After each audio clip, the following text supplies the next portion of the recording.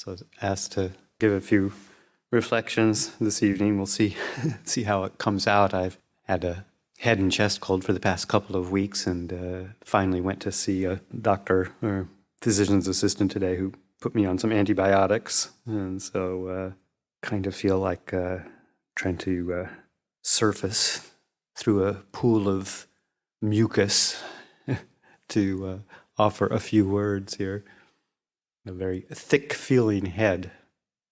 So it's the Vasa has ended, and we're about to have our Katina celebration this coming Sunday, and the clan is gathering, as Luang Por referred to at the Patimokkha today, chanting of the Patimokkha. The clan is gathering. We have several visiting monastics, Luang Por Viradamo, Ajahn Pavaro from Tisaranan, Ajahn Sudanto from the Hermitage, Pacific Hermitage, and Ajahn Kasapo, Ajahn Titapanyo from Three Jewels. So people are making their way here, and over the next few days, an influx of many lay supporters coming from all over Thailand, as well as from all over the states, actually. So looking forward to this annual gathering of our big family here at Abhayagiri. And maybe just to offer a few thoughts around how probably many of us have been feeling the past bit of time.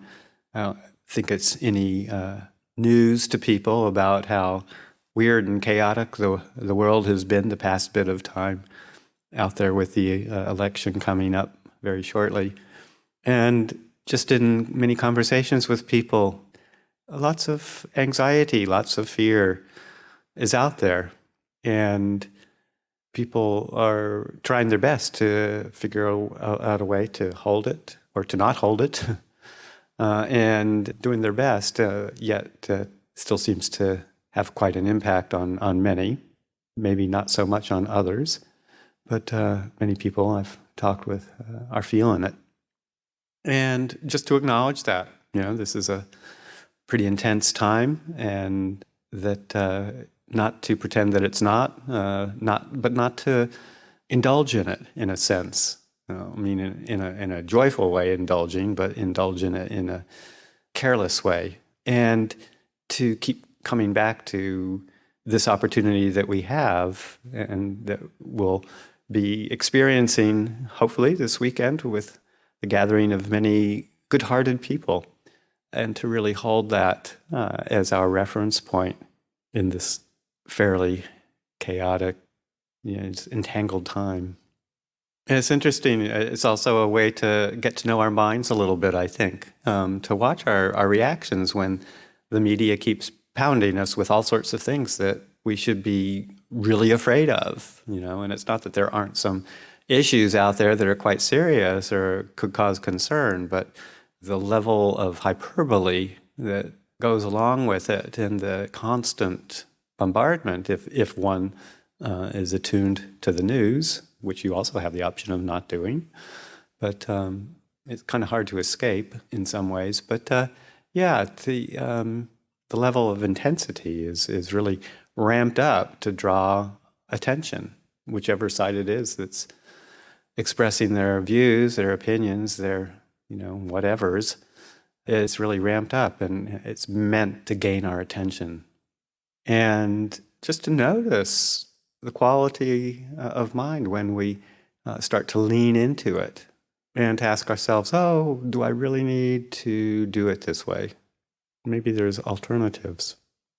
Just to see the mind inclining towards grabbing onto the latest comment or the latest poll or the latest whatever that might possibly reinforce some notion of hope that we have for whatever position we hold, grasping at straws, and trying to all for the purpose of trying to establish some sense of certainty, some sense of predictability, some sense of safety.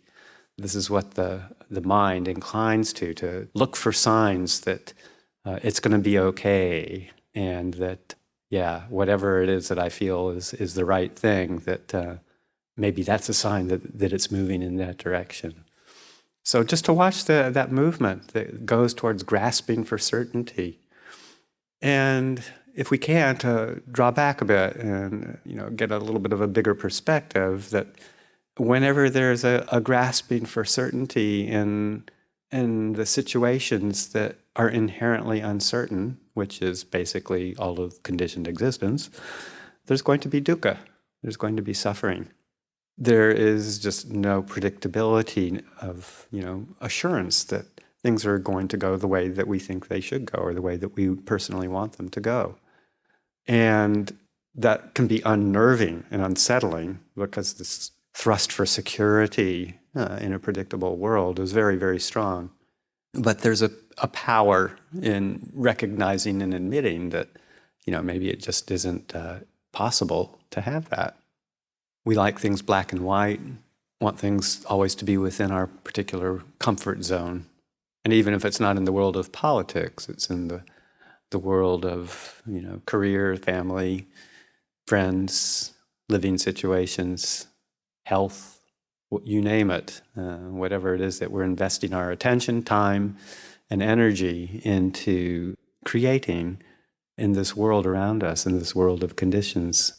We're constantly tweaking for that sense of refuge, that sense of security in the external world. And as we all know, when it changes, we suffer. Not getting what we want is dukkha. Getting what we don't want is dukkha. Not that it's a glum kind of a thing, but that it's just the way the world works, and it's our resistance to that understanding that brings this dissatisfaction, this restlessness, this constant dodging, looking for something else that might reassure us. And that's what's painful. That's what causes the suffering. Ajahn Sumedho is fond of talking about fetters and some of the hindrances, and some of the talks I've heard more recently from him at Amaravati focus on the quality or the hindrance, the fetter of doubt, vicikicca, and how he remembers Ajahn Chah referring to a definition of someone who's a doubter or who has a lot of doubt as basically that being the result of being someone who thinks too much. That doubt, this quality of doubt, results from excessive thinking. And I think that's really actually quite apt. That this conceptual process, this conceiving process is particularly when it runs rampant, moves into papancha, proliferation, with some sort of emotional undertone propelling it. This is what leads to this constant, unsettled, unsured lack of refuge, always trying to abstract a perception of some sort in an attempt to control it when its underlying tendencies are unpleasant mental states, whether it's anger or craving or fear, anxiety, whatever these underlying states are. And then the perceptions that arise based on contact and memories and experiences from the external world and the feelings of difficulty, the unpleasant feelings that come from that, we try and ramp it up even more by thinking about it, adding the layer of conceiving to this basic underlying experience. And that's where we start to really solidify the experience of dukkha, when we let the thinking kind of go under without any kind of control, gets out of our control, and then it becomes a source of controlling us. Instead, we become kind of this hapless victim of the thinking process, the proliferative process. Ajahn Jeff often refers to the term papancha too as objectification, which I think is quite useful, because this proliferative thinking process is basically propelled by the sense of self, the perception of self. And as we move more into the story and let the fears and anxieties drive the vehicle, then it becomes much more solidified, and we experience it from a greater sense of me and mine and the story that is a kind of a plastered layer on top of the memory or the experience, the feeling, and the underlying tendency. And then once we start doing that from a sense of me and the story, then it just becomes even that much more solid. There's the objectification, the subject and the object. And then it becomes, full-fledged, full-on, keeps regenerating its own energy. So this thinking process is the source of this kind of wavering doubt, constant search, tweaking, looking for some story that I can believe in and take solace in. And we find ourselves living in a highly abstracted world, very removed from our actual experience. So I think that, it's really good to explore ways of how to disentangle from that process and that experience and see if we can get down to a basic, more normal level of perception and reality. Although there's always going to be something that's skewed about it, and probably until we're very clear in our heads from our practice. That takes a lot of time. And a lot of being willing to be with unclarity in some ways, not having to feel that kind of sense of, I have to pin it down and make it absolutely clear and certain. I also remember another story that I think it was Ajahn Amaro who may have told this. I hope I'm not misquoting. Luang Por Vi isn't here to see if he could verify it, but at many of the committee meetings that happened at Amaravati, Ajahn Sumedho was known to start doodling quite a bit with his pad and paper. And I think there was one time when, maybe it was Ajahn Amaro, if I remember correct, one of the Ajahns who was there with him, and noticed that along the borders of the paper he was doodling a long Pali word from Abhidhamma. It's a word that we come across in our chanting every now and then. It's a great word if you can figure out how to pronounce it right, but it's like Ananya Tanyasa Mitindriya. And Ajahn Sumedho was doodling this kind of around the borders of his paper during one of these long, long meetings. And basically, I always think about that because it's a great kind of reflection in different ways. It roughly translates as the faculty of knowing the not knowing. And it's referred to in more of the Abhidhamma teachings, I think, as kind of that stage of practice and understanding and realization where you haven't really fully realized the truth completely, but you know where you're at and that it's moving in that direction, even though you know that you don't know completely. So in a sense, it's that on the cusp of a very deep realization. But in some ways, I kind of prefer to think of it just in a more mundane sense, if you will, of just knowing when you don't know. And that there's a lot of comfort in that. And that when we're in these periods of doubt and uncertainty and the proliferation is starting to ramp up, then we can ask ourselves a question. And it's a kind of an investigative question, reflective question that I've used in the past to great benefit by asking myself the question, okay, this is all happening and I can't get a handle on it and it doesn't feel good. And what I'm doing right now doesn't seem to benefit the process. So, okay, step back, ask myself, what's the truth? Okay, this is what we're here in our Buddhist practice to find. We're looking for truth. We're not looking for always pleasant experience or certainty in the external world. We're looking for truth. So, okay, what's the truth here? The truth is I don't know. I want to know. I want certainty. I want refuge in these conditions, and I want it to be predictable, and I want it to go my way, but it's not like that. And I want to know. I want to have it predictable. So the truth is I don't know, and that's what's painful. So I can ask myself, what's that like? What's it like not to know, not to have an answer? It's like, as Ajahn Sumedho would say also, it's like this. To break that tendency to try and find an answer. And in some ways, you might think it's not very satisfying because you really want to know and you don't. But it's also the truth.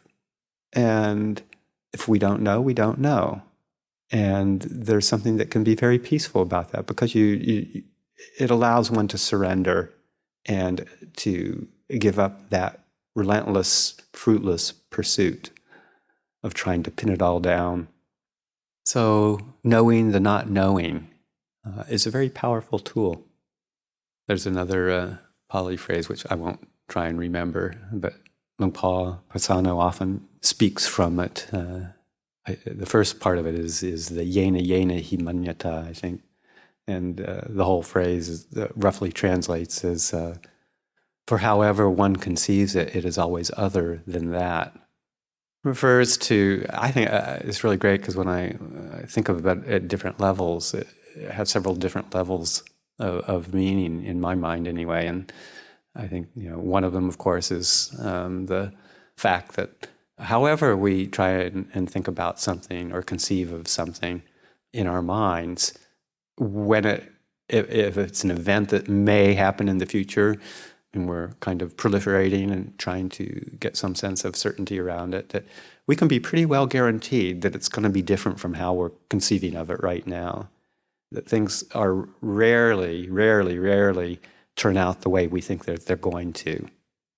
So that's something to reflect on too in these times of uncertainty, that for however we conceive that it might be is always other than that, looking towards the future. But then even on a deeper level, that phrase applied to kind of present moment experience, that for however we conceive it, it's always other than that. It points to that fact that conceptualization, abstraction, is removing us from an actual real experience. So we have our memories, our perceptions that kind of bubble up, or some sort of contact with the outside world, a news report or an interaction with somebody, or some sort of experience that grabs our attention for better or for worse.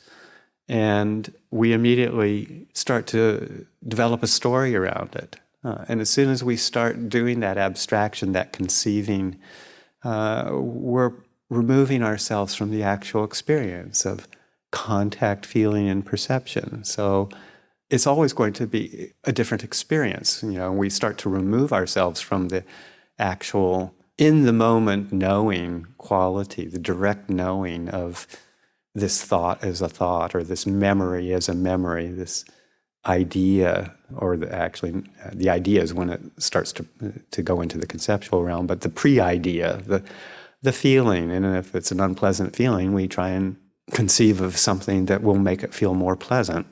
But it's a removal from this direct knowing that brings us back down to a level of more experience, so that we can see how that we react towards trying to get away from unpleasant experience and get more of the pleasant experience, and just operate in a state of confusion around neutral or anxiety or fear kinds of experiences. So the task is to catch that proliferation process, to catch that conceptualization in the moment, because the true experience is always other than how we conceive it, how we turn it into a story where I'm the center of the story in relation to all the other actors that come into the line. I was talking with quite a while back with Tankantiko about this too, who got quite a good handle on Pali, and he pointed out that actually there's another way that it could be translated that makes it more like for how one conceives it.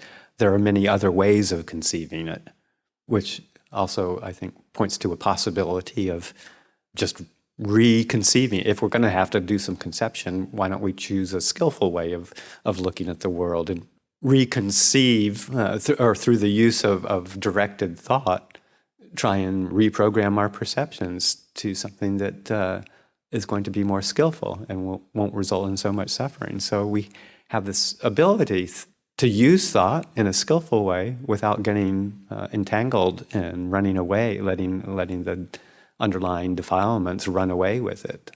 But by asking ourselves skillful questions, or how to look at something in a skillful way. Just like that thought of, well, what's the truth? That's a skillful conceiving, because it directs us back to a more basic reality. So using that process to direct the conceiving in a skillful way, and particularly in a way that reduces our identification with it. Like, who is it that's thinking about this? Who is it that's proliferating, trying to see how we solidify this sense of identity view around our experience, and that if we can back off from that and see emotions and thoughts and feelings and perceptions in a more gentle, less entangled way, and from a peaceful mind cultivated with meditation and reflection and wise living, skillful living as our foundation, then we can see it all with a bit more distance and less personalization. And even though some of those perceptions and feelings, patterns are still arising based on our past conditioning, we don't take them so seriously. We say, oh, okay, here's another one of those memories or feelings or thoughts arising. It's not really who I am. It's based on past conditions. But I can hold it with a lot of spaciousness and not grasp it, not move into it, and feel the feeling, drop the story, as I like to contemplate a lot. So this takes it out of the realm of objectification and into nippapancha, non-objectification.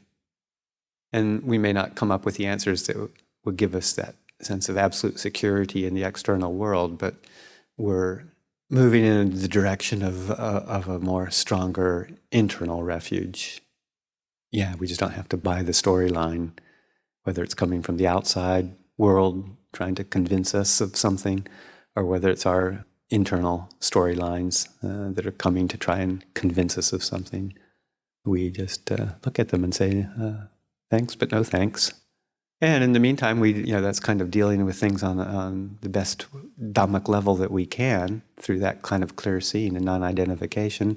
And we can also take solace in that ability to direct our thoughts and to control our own thinking process in a skillful way, to, while we're in the realm of conditions, to create more skillful creations of the mind that lead to a sense of ease and well-being, even though it's on a conditioned, fabricated kind of a level.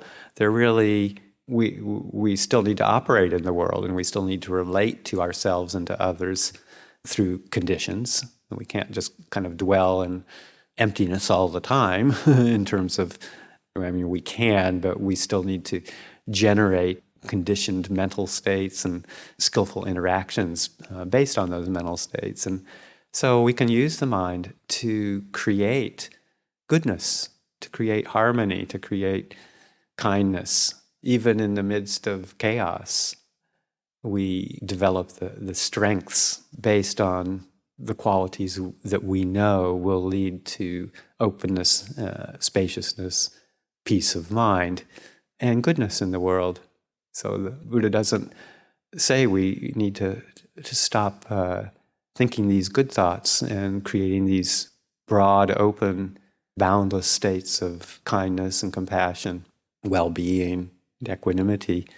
And he says that these are the broadest, most mature kinds of mental states that we can generate. And the more we do that, the more we live in a world of harmony and graciousness, in a sense. So we have to remind ourselves about that. We have to take refuge in our friendships and in our relationships. We have to associate with right people as the basis for that, and develop this sense of faith in the world around us, and create our own skillful reality with these qualities at their heart. Not to deny that there's all the rest of it happening out there, but to let that be our framework, let that be our frame of reference. So we come on One Pra nights, we come on Saturday nights to practice with each other, to support each other, to listen to the Dhamma. And then we have big events like the Katina every now and then, where many, many people come to give us a good jolt of that extra supercharged kind of energy. And that's what we start to take refuge in. All these external things, even these skillful ones, are temporary refuges, but they are the basis for creating that strong internal sense of conviction, the sense of saddha, that faith, that even though we're not there yet in terms of the final goal, we're practicing with people who are moving towards that. We're studying from teachers who have realized the goal, and we're celebrating the goodness that comes from keeping our minds and our lives moving in that direction all the time. That sense of, yeah, we can do it. We can do it, and we can be here to support each other doing that, and to delight in the fact that the Dhamma is still present, existing, and part of our world, and make it as much as we can the whole of our world. So I'll leave that there for this evening's reflection.